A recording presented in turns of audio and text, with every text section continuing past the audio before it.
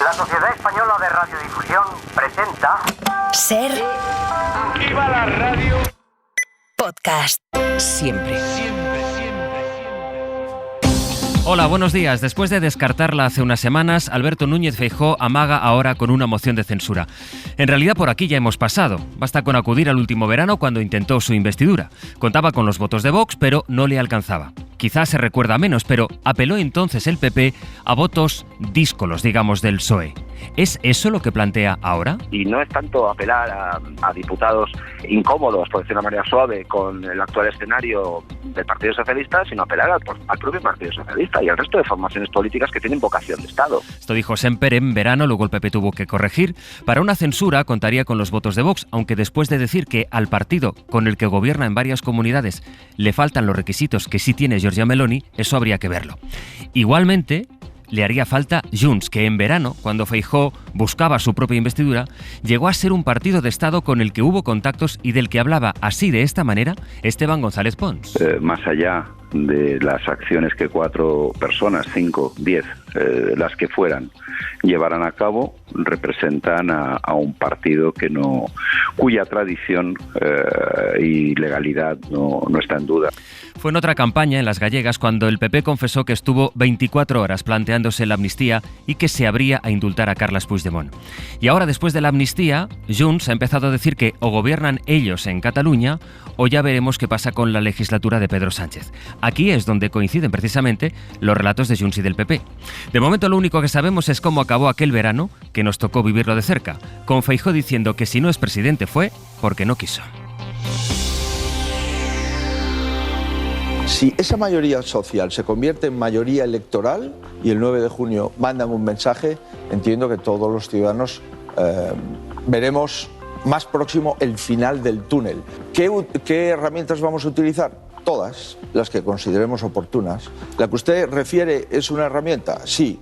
Para eso hay que tener el contexto adecuado y pensar que puede ser útil en ese contexto. Todas las herramientas oportunas fue lo que dijo ayer Feijóo en Antena 3 en la misma semana en que el domingo se abrirán las urnas por las elecciones europeas. Mariela Rubio, buenos días. ¿Qué tal? Muy buenos días. La pregunta que se hacen en realidad mucha gente hoy dentro del PP es ¿por qué lo dijo?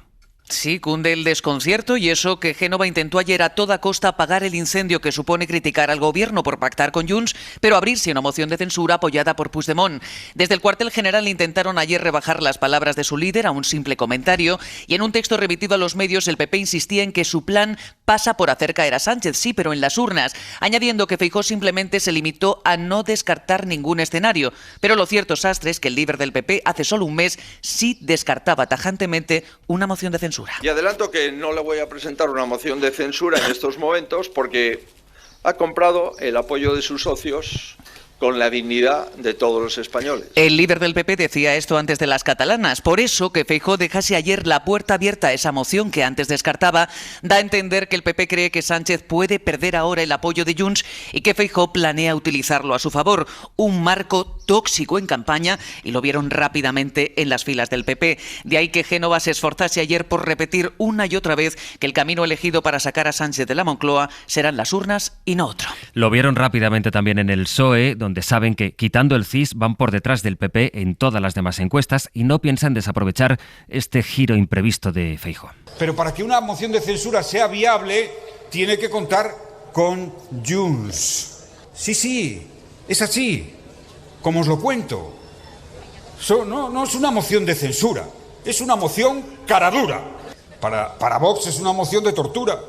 Y así estamos. Claro, ¿qué es lo que sucede? Pues yo os lo voy a decir lo que va a suceder, hombre. Es una ficción de censura. David Junquera, buenos días. Hola, buenos días. ¿Creen en Ferraz que esto les puede empujar de cara a las elecciones de este domingo? Es más, piensan que ese empujoncito es ya un clásico. En las segundas semanas de campaña de Feijóo nos lo pone muy fácil, malician voces autorizadas de Ferraz, que recuerdan que si la semana pasada el líder del PP se quitó la careta con Meloni, en esta reconoce abiertamente que no le disgustarían los votos de Puigdemont. En el PSOE piensan desgastar este regalo inesperado para intentar la remontada. Pedro Sánchez. Tiene arranques de sinceridad. Hoy lo ha dicho claramente, que su propuesta es una moción de censura con Abascal y con Puigdemont. Están absolutamente desesperados. En el fondo, creen los socialistas, esta desesperación demuestra la hipocresía del PP y que la amnistía y el normalizar a Junts le viene bien también a Feijóo. A pesar de que haya montado media docena de manifestaciones contra Puigdemont, ahora le hace una declaración de amor, tuiteaba Pachi López. Óscar Puente, por su parte, hablaba en redes de la metadura de pata que faltaba para rematar la faena y terminaba con un gracias, Alberto. Ya veremos en todo caso qué es lo que dicen las urnas el domingo, la noche electoral del domingo. Sobre la hipotética moción de censura habló ayer Santiago Abascal. La sensación que tenemos es que el Partido Popular no quiere hablar de Europa. El Partido Popular se pone a hablar de mociones de censura después de haber votado en contra de una y de haberse abstenido en otra contra este gobierno. El Partido Popular se pone a hablar de la amnistía en las elecciones europeas cuando en las elecciones catalanas no ha querido hacerlo y cuando en el Senado no ha votado lo que había que votar para boicotear el avance. La portavoz de Esquerra Republicana, Raquel Sans, dijo ayer que al PP ni agua, es su frase textual, y en Perpiñán preguntaron al candidato de Junts, que es Toni Comín, para estas europeas. El remeto al que diguin els portaveus del partit. Esta fue su escueta respuesta, que él se remite a lo que digan los portavoces de su partido, de Junts. En fin, cuando el ruido ya era tan grande ayer que desviaba la atención de la agenda de campaña que pretende instalar el PP, Núñez Feijóo trató de recuperar el timón de su propia campaña en un acto que fue en Canarias. Vimos ayer en el debate de candidatos que organizamos aquí en la serie En el País la pugna que había dentro de los bloques políticos y en este caso dentro del PP y Vox. Y fue por eso, Mariela, por lo que Feijóo recupera ahora una propuesta sobre los requisitos para acoger a personas migrantes. Sí, la fuerza de los de Abascal en las encuestas lleva al PP a tratar de cerrarse el flanco de la inmigración ilegal, al igual que sucedió en la campaña catalana cuando Feijóo vinculó ocupación con la inmigración ilegal. El líder popular endurecía ayer sus mensajes en este sentido y pedía no solo no evitar los debates que decía necesita abordar Europa, sino que quienes quieran trabajar aquí tengan que firmar un compromiso de adhesión a los valores europeos. Medidas concretas para parar la inmigración ilegal. Y por eso en esta legislatura vamos a plantear que las personas que quieran formar parte del proyecto de la Unión Europea han de adquirir un compromiso de adhesión y respeto a los valores fundacionales de Europa, como por ejemplo la igualdad entre hombres y mujeres. Eso es el compromiso que le pedimos a toda la gente que venga a trabajar a Europa. El PP Sastre no ha publicado su programa electoral, ha dado algunas líneas maestras, pero ha apostado por dar a conocer sus medidas, mitin a mitin, para tratar de ajustar sus mensajes a la evolución de las encuestas. Luego en el abierto nos vamos a preguntar qué otras medidas proponen los partidos conservadores en Europa y si van en esta línea por la que ayer apuntaba Feijóo. Por cierto, que hoy además el PP va a preguntar en el Senado cuándo piensa el Gobierno publicar la ley de amnistía en el Boletín Oficial del Estado. En el Partido Popular creen que el Ejecutivo está retrasando dar ese paso por miedo a los efectos que pueda tener en campaña. En fin, que hay mucha tela luego en el abierto, así que os espero. David, Mariela, hasta luego. Hasta luego. Vamos ahora en directo a la frontera de Girona con Francia, donde también hoy hay convocadas las protestas de agricultores que ayer, a pocos días de esas elecciones, volvieron a organizar colectivos de agricultores. Y en la Junquera está Berta Artigas. Berta, buen día. Buen día. Aquí en el punto fronterizo entre la Junquera y el Partús todo el mundo ya está activo, ya han desayunado y han empezado, podríamos decir, las tareas de limpieza. Se están poniendo la basura en bolsas y ya han recogido las mesas y las carpas para levantar la protesta a las 10, como estaba previsto. De los 150 tractores que se concentraron aquí ayer, el primer día de protesta, aproximadamente la mitad no han dormido aquí y, por ejemplo, los 4 o 5 tractores que vinieron desde Francia se han ido todos. Los manifestantes que han dormido aquí lo han hecho dentro de tiendas de campaña o dentro de los mismos tractores y nos explicaban que han dormido bien, algunos más que otros. No, fred no, dit el tractor, dit el sac, cap problema. I a més el tractor a mi em venia a mida, o sigui que estava molt còmode. Però pràcticament no he trucat ulls jo, perquè el que estava al meu costat tota la nit ha estat roncant i zero dormir. Uno decía que había dormido muy bien dentro de su saco, o el otro que no había podido pegar ojo porque el compañero roncaba. Como decíamos, ahora recogen para irse a las 10 y que el corte dure 24 horas, tal y como estaba previsto. Nos dicen que lo quieren dejar todo limpio para demostrar que los agricultores también saben hacer protestas sin destrozos. Berta, gracias. Viene un martes con un tiempo semejante al de ayer, si acaso con menos tormentas y sobre todo, Jordi, a punto para que llegue la canícula. La canícula, ese momento del año, ese periodo que va del 15 de julio al 15 de agosto y que se considera normalmente el momento más cálido del año. Pues bien, vamos a tener temperaturas propias a partir de mañana y hasta el domingo de esas fechas, resumiendo, en el interior de 35 a 40 grados. Pero como decías, todavía hoy el calor será más o menos soportable, un poco más que ayer, pero en definitiva calor durante gran parte de la jornada, y con esas tormentas que en un día que en general será soleado, las tormentas durante la tarde van a descargar con intensidad, menos que ayer, pero aún con intensidad en la mitad norte de Cataluña, también en el interior de Castellón y Valencia, en Castilla-La Mancha, sur de Extremadura, así como en el interior de Murcia y norte de Andalucía.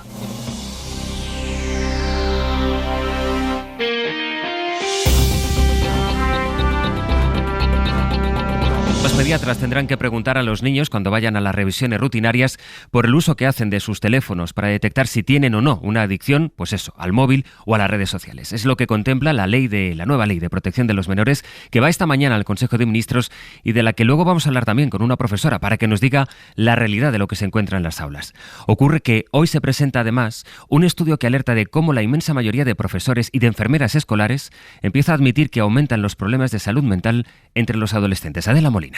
Del empeoramiento de la salud mental alertan los profesores y lo confirman las enfermeras escolares. Un 85% de las consultadas en este estudio tiene algún estudiante diagnosticado. También las familias, más del 50%, dice conocer algún alumno con este tipo de problemas. Paloma Repila es portavoz del Sindicato de Enfermería SATSE. Las patologías diagnosticadas son muy diversas. Entre las más prevalentes el trastorno por déficit de atención, el estrés, la ansiedad, los trastornos del comportamiento, los trastornos de conducta alimentaria, de conductas adictivas, trastorno del espectro autista, así como las conductas de riesgo, autolesión e incluso intentos autolíticos. Los autores del estudio creen que en este contexto es más necesaria que nunca la presencia de la enfermera escolar, muy poco extendida en España. Pueden identificar los factores de riesgo relacionados con el inicio de conductas lesivas, de conductas adictivas y de situaciones tan desgraciadamente habituales en estas edades como son el acoso escolar, la baja autoestima o los problemas de socialización. Según datos del Consejo General de Enfermería, hay 1.200 enfermeras en centros educativos para más de 8.300.000 alumnos. Y a todo esto, Sergio, hoy la noticia vuelve a estar en las pruebas de acceso a la universidad. Porque empieza la EBAU en 9 comunidades autónomas después de que lo hiciera ayer ya en 2. Así que desde hoy habrá pruebas en todas,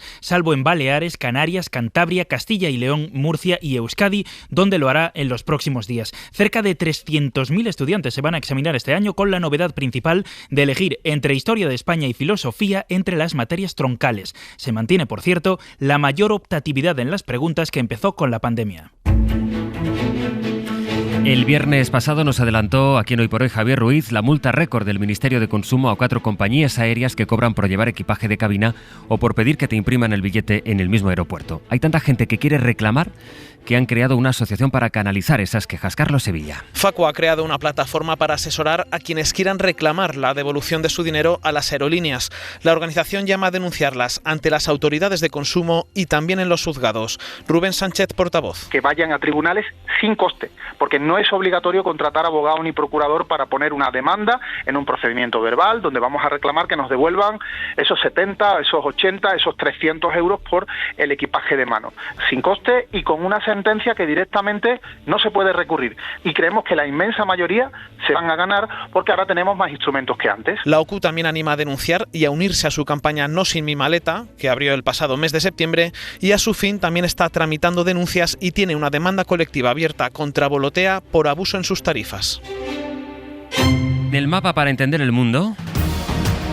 Estados Unidos incrementa su presión a Netanyahu para que acepte el plan de paz para Gaza, un plan que ha llevado a la ONU, pero Netanyahu Bayo se mantiene en su rechazo. Sí, el primer ministro israelí se enroca presionado por sus socios de la ultraderecha que amenazan con tumbar el gobierno si acepta la propuesta anunciada el viernes por Joe Biden, un borrador que, recordemos, promueve un alto el fuego permanente en Gaza y el intercambio de rehenes por prisioneros. Según Netanyahu, este borrador es incompleto y difiere del presentado por sus negociadores. Fue una propuesta israelí, respondía ayer el portavoz del Departamento de Estado desde Washington.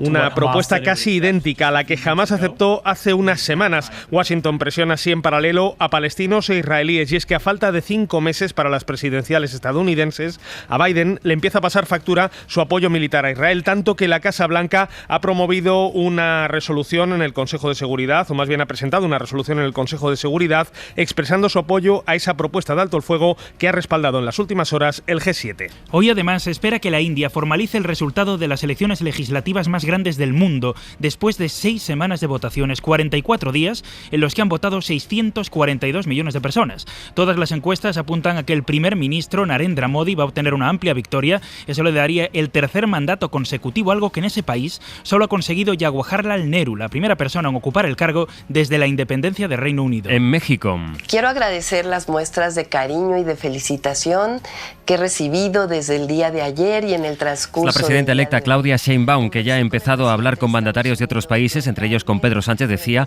y que está a unas horas de que se confirme la victoria más amplia que nunca ha conseguido un presidenta en este caso del país. Hoy termina el recuento. De confirmarse que también ha ganado el Senado y la Cámara de Diputados, podrá llevar adelante aquello que prometió López Obrador, un plan de reformas constitucionales que no necesita el voto de la oposición.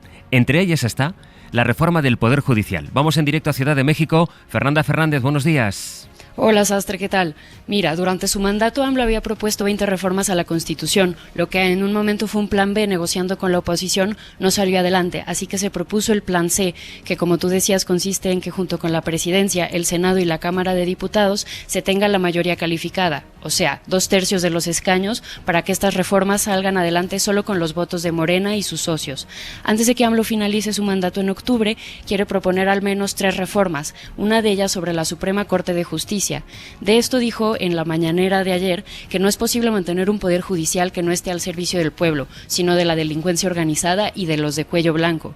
Pero esta reforma, entre otras cosas, propone que los jueces sean elegidos por el pueblo y no agrada a la oposición porque ésta teme que se rompa el sistema de pesos y contrapesos. Hay otras cuantas, como el reconocimiento a los pueblos indígenas, garantizar salud, vivienda, trabajo o becas a estudiantes, que son menos controvertidas y son reivindicaciones a problemas cultivados durante otros gobiernos a los que habrá que buscar solución de una forma u otra. Fernanda, gracias. A ustedes. Todavía tenemos tiempo para un dato turístico. España, que ha batido el récord histórico de turistas en el primer cuatrimestre del año. Edu Hernández. ¿Qué tal? Buenos días. El primer cuatrimestre ha sido de récord. Más de 23.900.000 visitantes, cifra que supera en un 14,5% la del mismo periodo del año anterior, pero que se queda ligeramente por debajo de los 25 millones que proyectaron desde Tour España y el Ministerio a principios de año. Jordi Hereu es el ministro de Industria y Turismo. Además, el gasto medio diario en abril, que revela la mejora de la calidad de la oferta, aumentó un 5,4% hasta los 183 euros por turista. Y ese gasto que se dejan aumenta un 22,6% hasta los 31.500 millones de euros. Canarias, Cataluña y Andalucía han sido las principales comunidades donde más se ha concentrado ese dinero. Para no perderte ningún episodio, síguenos en la aplicación o la web de la SER, Podium Podcast o tu plataforma de audio favorita. Cadena SER. La radio.